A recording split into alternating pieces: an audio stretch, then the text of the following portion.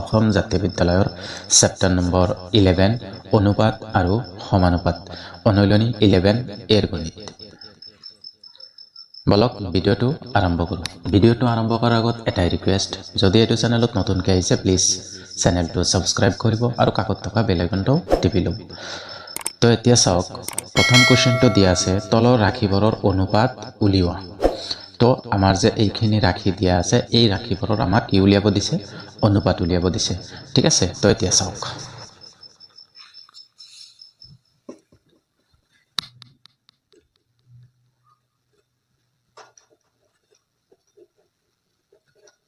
অনুশীলনী 11 এ এক নম্বৰ তলৰ ৰাশিবোৰৰ অনুপাত উলিওৱা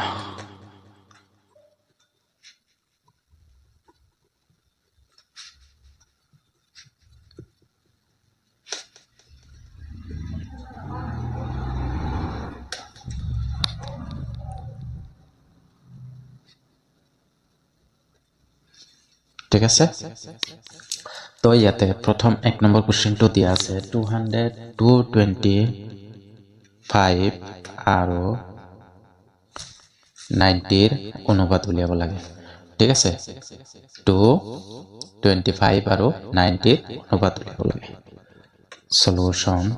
তো এতিয়া আমাক অনুপাত উলিয়াব হলে আমি অনুপাতৰ সিম্বলটো আগত দিব লাগে এটো হল অনুপাতৰ সিম্বল তো 225 অনুপাত 90 ঠিক আছে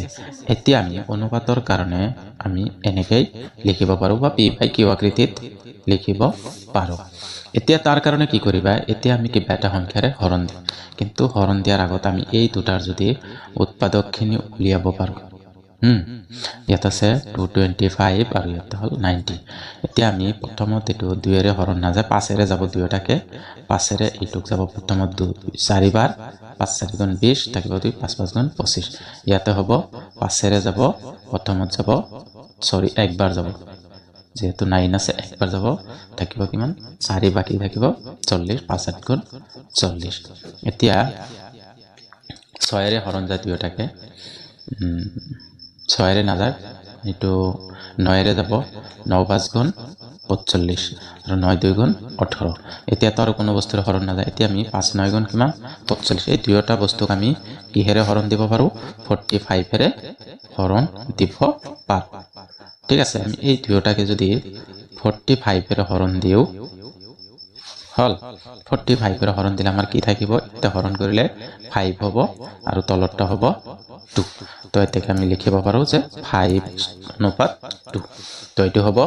ইয়াৰ आंसर ঠিক আছে এতিয়া চাওক 2 নম্বৰটো লিখা আছে 50 মিনিট আৰু 1/2 হিচাপত দিয়া আছে 50 মিনিট আৰু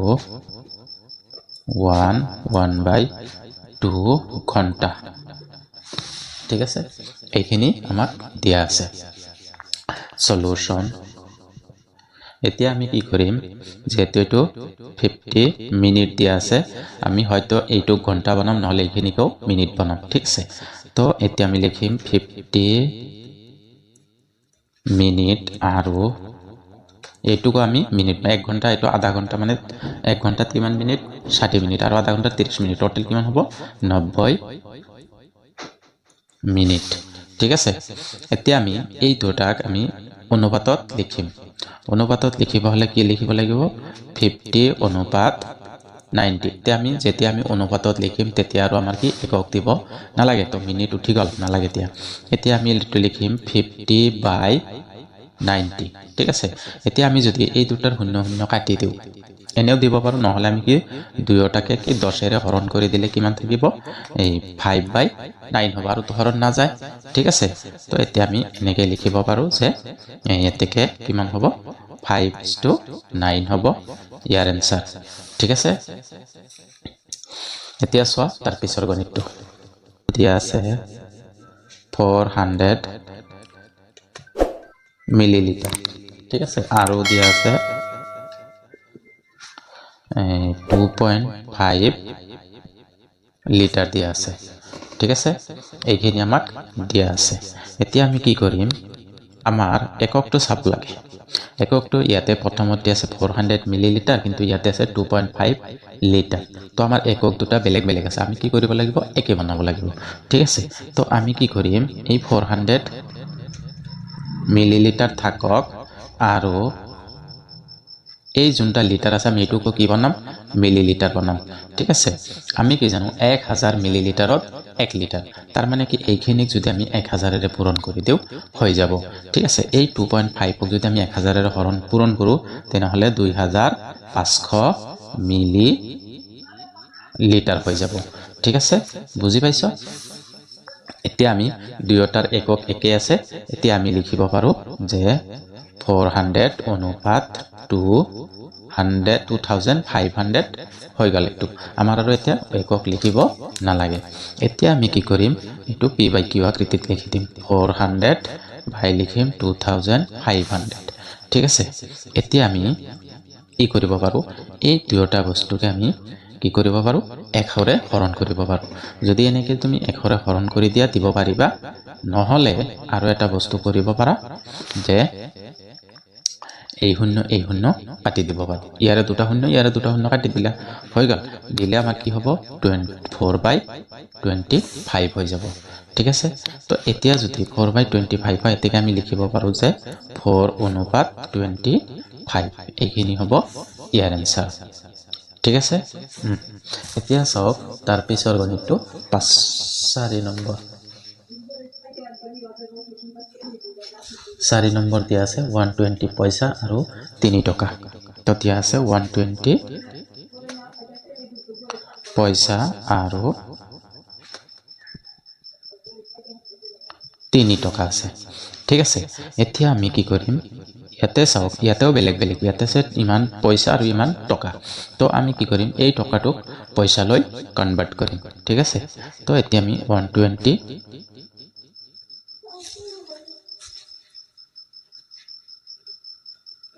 পইচা আৰু আমি কি জানো যে 1 টকা সমান সমান 100 পইচা ঠিক আছে তো আমি 3 টকাক আমি যদি 1 ৰে পূৰণ কৰো কিমান হ'ব 300 পইচা হৈ যাব এতিয়া পইচা ঠিক আছে এতিয়া আমি কি কৰিব পাৰো এটো অনুপাত লিখিব পাৰো 120 অনুপাত 300 যেতিয়া আমি অনুপাতত লিখিম তেতিয়া আৰু আমি একক লিখিব নালাগে তো এটো আমি কি কৰিম 120/300 ঠিক আছে এতিয়া চাওক আমি এইটো শূন্য কাটিব পাৰো ঠিক আছে এতিয়া আমি এই দুয়োটাৰে আমি কি লম এটো চাম যে কি হয় উৎপাদক কি কিমান লৈ কেটিকে এতিয়া আমি 2 ৰে হৰণ কৰিব পাৰো 2 ৰে এটো যাব 6 বাৰ এটো যাব 15 বাৰ এতিয়া 3 ৰে এটো যাব 2 বাৰ এটো যাব 5 বাৰ লাষ্টত কি থাকিল 2 আৰু 5 থাকে 3 2 গুণ 6 আমি এতিয়া এই দুয়োটা সংখ্যাক 6 ৰে হৰণ কৰিম ঠিক আছে 6 ৰে হৰণ কৰি দিম হৰণ কৰিলে এটো 6 ৰে হৰণ কৰিলে 2 থাকিব ইয়াতে থাকিব 5 এতেকে আমি লিখিব পাৰো যে 2 অনুপাত 5 হ'ব ইয়াৰ आंसर ঠিক আছে এতিয়া চাওক তাৰ পিছৰ গণিতটো 6 নম্বৰ এটো সৰি 5 নম্বৰ এটোৰে লাষ্ট দিয়া আছে 650 গ্ৰাম আৰু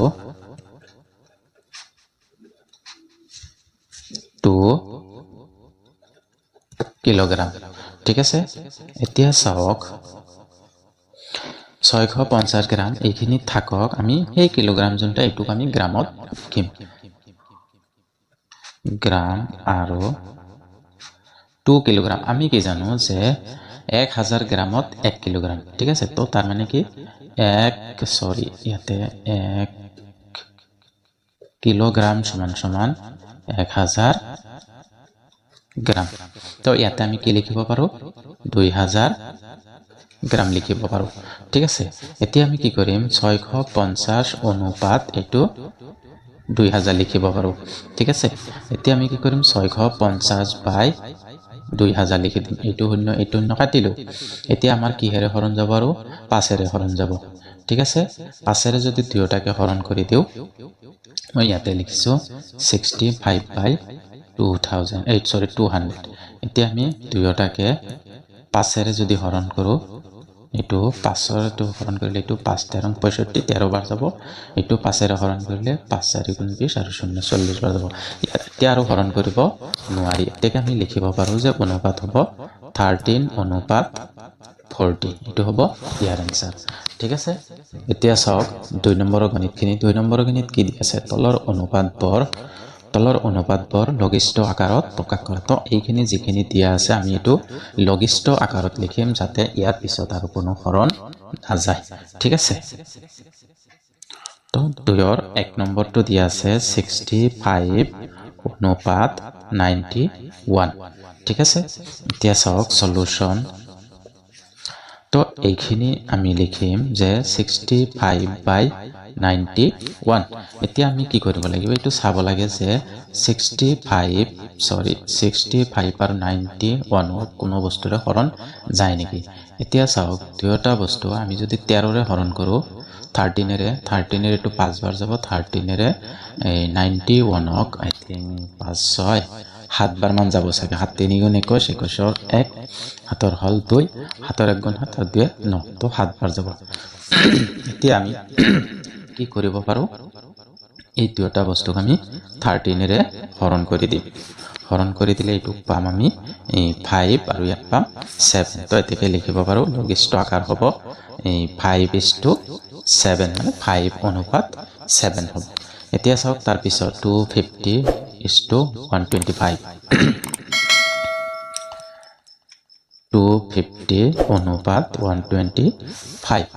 এতিয়া চাওক এইটোক 250 দিয়া আছে 250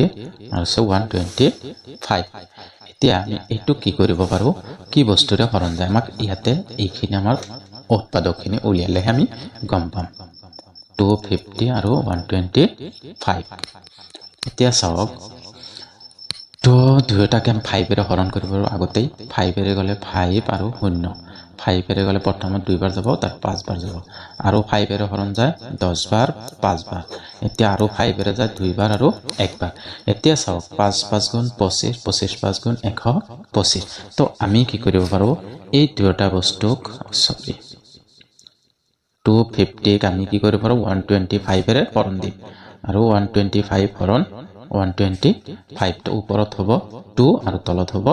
1 তো 1/2/1 হলে তেকে আমি লিখিব পাৰো এইটোৰ লঘিষ্ঠ আকাৰ হ'ব এনেকে লিখিম এতেকে লঘিষ্ঠ আকাৰ লিখিব নালাগে সমান সমান 2:1 এটো হ'ব ইয়াৰ आंसर ঠিক আছে এতিয়া চাওক তাৰ পিছৰ গণিতটো 400 আৰু 255 3 নম্বৰ 400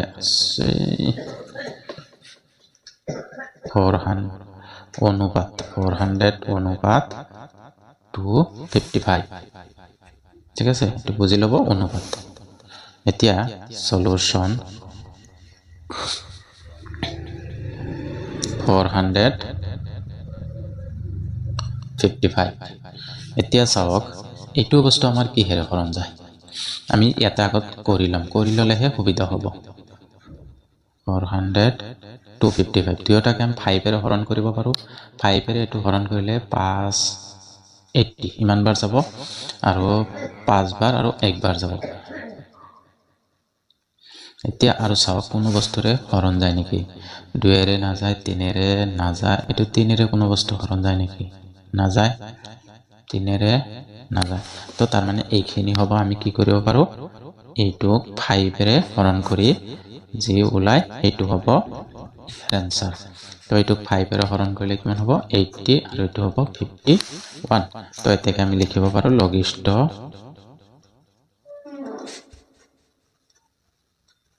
আকাৰ সমান সমান 80 অনুপাত 51 এটো হ'ব ইয়াৰ आंसर ঠিক আছে তো এতিয়া 3 নম্বৰৰ খিনি চাওক 3 নম্বৰৰ খিনি দিয়া আছে তলৰ অনুপাতবোৰৰ পৰা একক অনুপাত লঘু অনুপাত আৰু গুৰু অনুপাতবোৰ বাছি উলিওৱা এইখিনি মই লিখি দিব লগা একো নাই, কেৱল কৈ দিম হা। গুৰু অনুপাত এতিয়া চাওক, একক অনুপাত কাক বোলে? একক অনুপাত হ'ল যোনবিলাকৰ অনুপাত একেই থাকে, তলত আৰু মানে লব আৰু হৰ একেই থাকে, সেইবিলাক হ'ল একক অনুপাত। তাৰপিছত হ'ল লঘু অনুপাত। লঘু অনুপাত মানে কোনবিলাক? যোনবিলাকৰ হৈছে লবটো সৰু থাকে কিন্তু হৰটো ডাঙৰ থাকে, সেইবিলাক হ'ল লঘু অনুপাত। আৰু গুৰু অনুপাত হ'ল যোনবিলাকৰ লবটো তাৰমানে ওপৰতটো ডাঙৰ থাকে, তলতটো সৰু থাকে, সেইবিলাক হ'ব গুৰু অনুপাত। তো এতিয়া 1 নম্বৰটো চাওক, ইয়াতে কি কৈছে? লবটো ডাঙৰ আছে, হৰটো কি আছে? সৰু আছে। তো হৰটো যেতিয়াই সৰু হ'ব তেতিয়াই হ'ব গুৰু অনুপাত, ঠিক আছে। আৰু যেটো হৰটো ডাঙৰ, লবটো কি সৰু, লবটো সৰু হোৱাৰ লগে লগে কি হৈ যাব? লঘু অনুপাত হৈ যাব। তো এইটো হ'ব একক অনুপাত, একে আছে, 13 একে। আৰু এইটো কি কৈছে? 4 নম্বৰ, এইটো কি হৈছে? এই লবটো সৰু আছে, লবটো সৰু হ'লে কি হ'ব? লঘু অনুপাত।